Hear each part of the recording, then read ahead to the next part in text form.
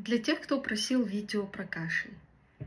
Кашлей бывает очень много разных видов, и я решила сделать несколько коротких видео.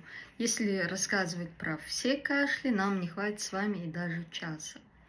На сегодняшний день я возьму кашель, это который с мокротой или остаточный после какого-то заболевания. Берете чеснок, разрезаете его вдоль, чтобы он оставался длинненьким.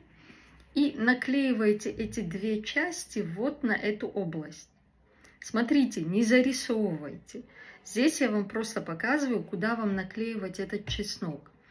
Этот чеснок также можно наклеивать деткам. Деткам оставлять до 30 минут, не больше, так как чеснок он обжигает. Взрослым на 2 часа каждый день будет достаточно.